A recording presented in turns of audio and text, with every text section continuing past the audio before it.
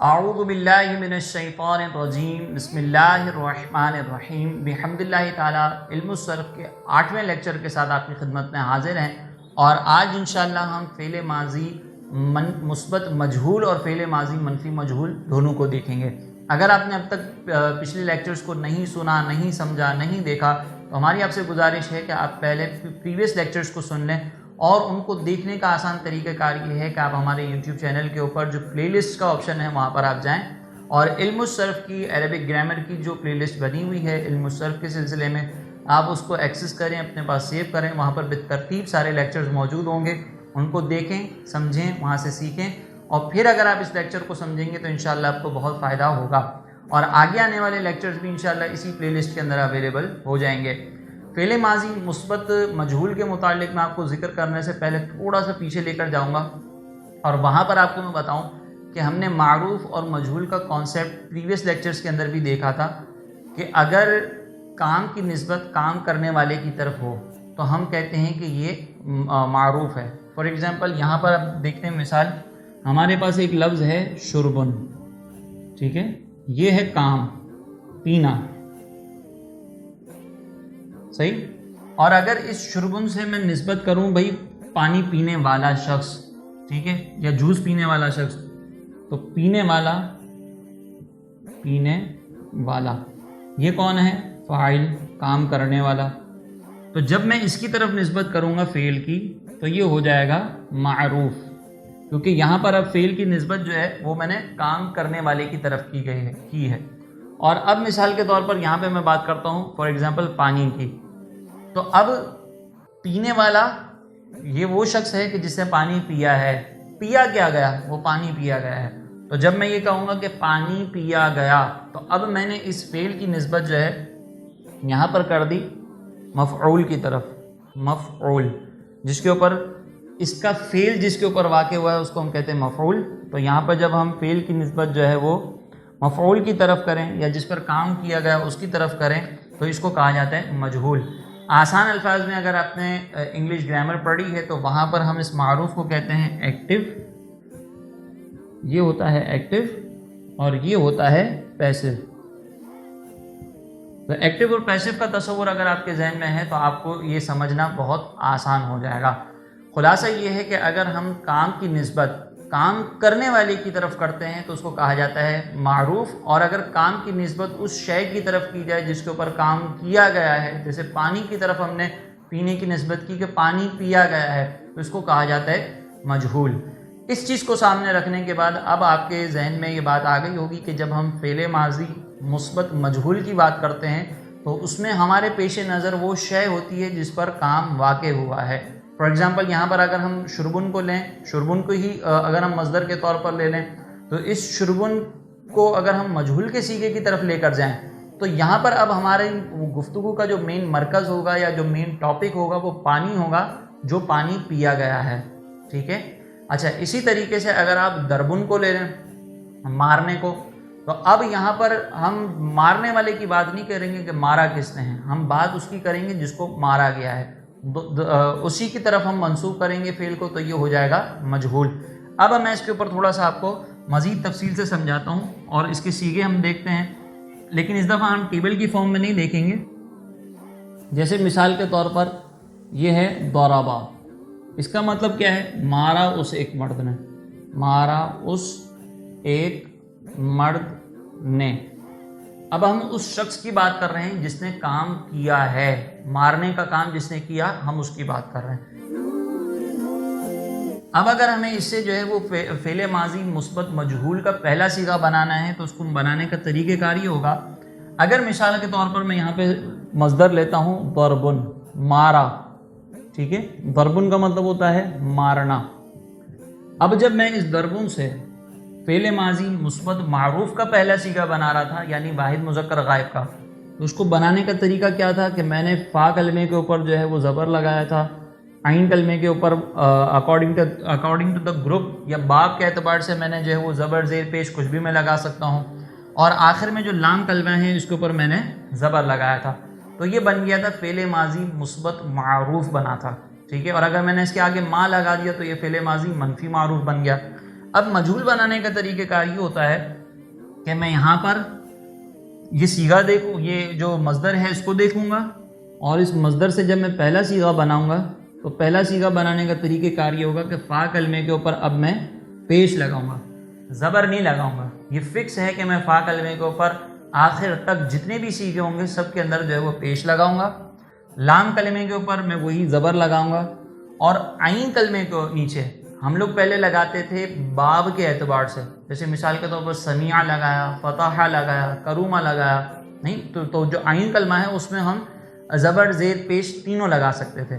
لیکن جب مجہول کا صیغہ بنائیں گے تو اب چاہے اس کا معروف کچھ بھی ہو، کہ کسی بھی گروپ سے تعلق رکھتا ہو، یہاں پہ عین کلمے کے نیچے زیر لگایا جائے گا۔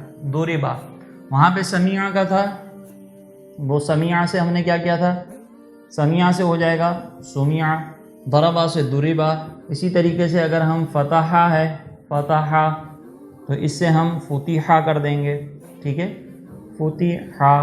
اور پھر اس کے بعد آگے جو ہے وہ کرومہ، تو کرومہ، تو اس سے کیا ہو جائے گا کریمہ۔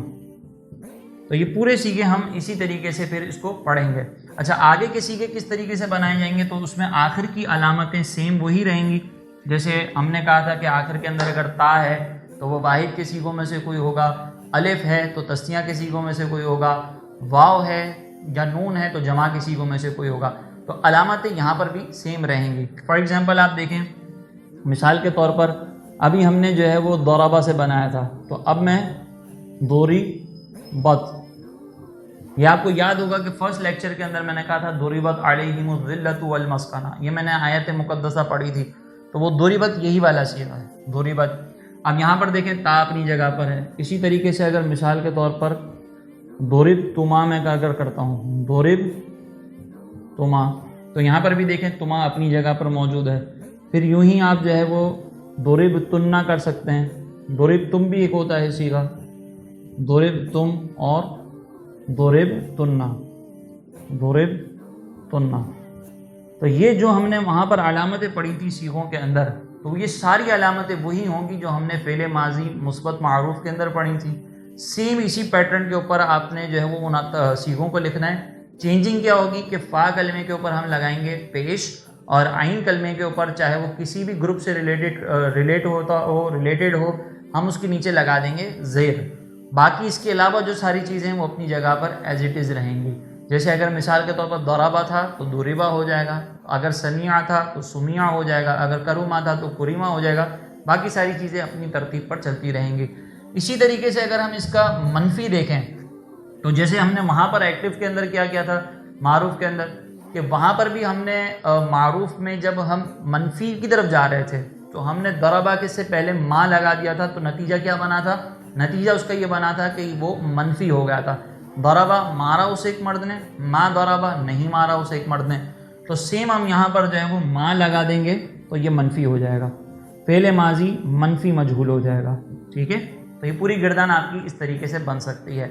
اب بات آتی ہے اس کے ترجمے کی کہ ہم ترجمہ کیسے کریں گے۔ تو ترجمہ بھی میں آپ کو تھوڑا سا ادھر دکھا دیتا ہوں، اگرچہ میں پہلے اس پہ ذکر کر چکا ہوں، لیکن اب میں یہاں پہ مزید اس کی تفصیل آپ کو بتا دیتا ہوں۔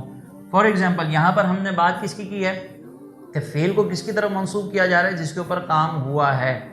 اگر ہم معروف کی بات کرتے ضربا، مارا اسے ایک مرد نے، تو ہم اس کے بارے میں بات کر رہے ہیں جس نے مارا ہے، لیکن اس کے بارے میں اگر ہم بات کرنا چاہے جس کو مارا گیا ہے، جس کو پیٹا گیا ہے، ٹھیک ہے، تو اس کے بارے میں بات کرنے کے لیے پھر ہم یہاں پر جو ہے وہ مجہول کے صیغے استعمال کرتے ہیں، اور ترجمہ بھی پھر ہم اسی اعتبار سے کریں گے۔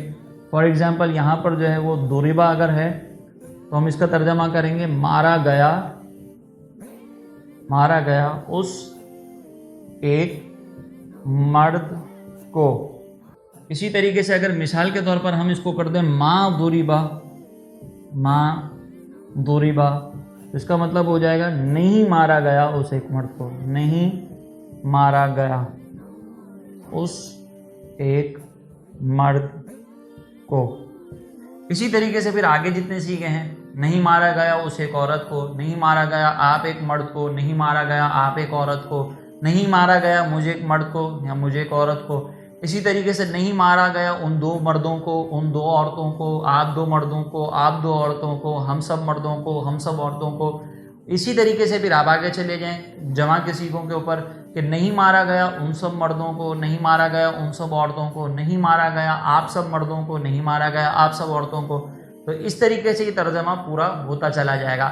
وہی آخر میں ذکر کروں گا کہ آپ کو جو پریویس لیکچرز کے اندر ہم نے الفاظ کچھ دیے تھے کہ آپ ان کا ترجمہ کریں، اس کے اوپر آپ مجہول کی بھی پریکٹس کریں. فار ایگزامپل خاتمہ ایک میں نے آپ کو دیا تھا کہ ختمہ کے اوپر آپ جو ہے وہ پریکٹس کریں.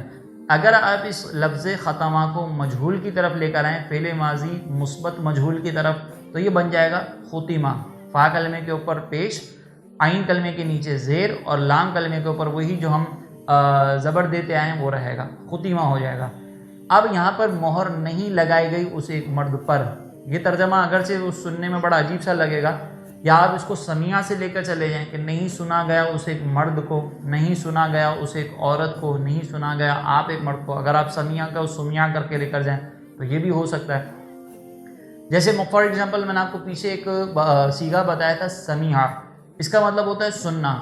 اگر آپ اس سمیع کے اوپر پریکٹس یہاں پر کرنا چاہیں تو آپ اس کی پریکٹس یوں کر سکتے ہیں کہ آپ نے سمیع لکھا اور پھر اس کے اوپر آپ نے جو ہے وہ ترجمہ کر لیا کہ نہیں سنا گیا اس ایک مرد کو. اور اگر ما سمیع کر دیں تو نہیں سنا گیا اس ایک مرد کو، اور پھر اسی طریقے سے پوری گردان کا ترجمہ ہوتا رہے گا. یہاں پر آپ کو کچھ صیغوں کے اندر اگر آپ جب پریکٹس کریں گے نا، فار ایگزامپل ختمہ ہے، اگر آپ ختمہ سے پریکٹس کرنے لگیں ختمہ بنا کر، تو یہاں پہ مجہول کا صیغہ آپ کو تھوڑا سا آکورڈ لگے گا. مہر لگائی گئی اس ایک مرد کو، ٹھیک ہے، نہیں مہر لگائی گئی اس ایک مرد کو، تو یہ ترجمہ تھوڑا سا عجیب سا ہو جائے گا کہ ہم اس ایک مرد کو اور اس ایک عورت کو بات کر رہے ہیں. تو یہاں پر اگرچہ آپ کو تھوڑا سا آکورڈ فیل ہو، بٹ آپ نے ترجمہ اسی طریقے سے کرنا ہے. آگے چل کر ابھی چونکہ ہم صرف مرد کو، عورت کو، دو مردوں کو، دو عورتوں کو، اس طرح کی بات کر رہے ہیں، تو ترجمے میں یہ چیز سیکھنے کے اعتبار سے کوئی ایسا ایشو نہیں ہے. لیکن آگے جو ہے وہ اس طریقے سے ترجمہ نہیں کیا جاتا، لیکن چونکہ سیکھنے کا موقع ہے تو آپ اس طرح ترجمہ کر سکتے ہیں. تو یہاں تک ہم نے فعل ماضی کے متعلق فعل ماضی مثبت معروف، فعل ماضی منفی معروف، فعل ماضی مثبت مجہول، فعل ماضی منفی مجہول کا ترجمہ بھی دیکھ لیا، ان کو بنانا کیسے ہیں یہ بھی دیکھ لیا. اگر آپ کے ذہن میں کوئی کنفیوژن ہو تو ضرور کمنٹ سیکشن کے اندر اپنا سوال پوچھیے گا، اور ضرور اگر آپ کچھ سمجھنا چاہیں دوبارہ، اگر آپ چاہیں کہ بھئی یہ چیز ہمیں سمجھ میں نہیں آئی ہے تو وہ بھی آپ ہم سے پوچھیے گا، تو انشاءاللہ اس کا جواب بھی آپ کو ذکر کر دیا جائے گا. اگلے لیکچرز کے اندر ہم انشاءاللہ پریزنٹ اور فیوچر کے بارے میں دیکھیں گے، اس کے اوپر ہم گفتگو کریں گے. تب تک کے لیے ہمیں اجازت عطا فرمائیں. وما علینا الا البلاغ المبین.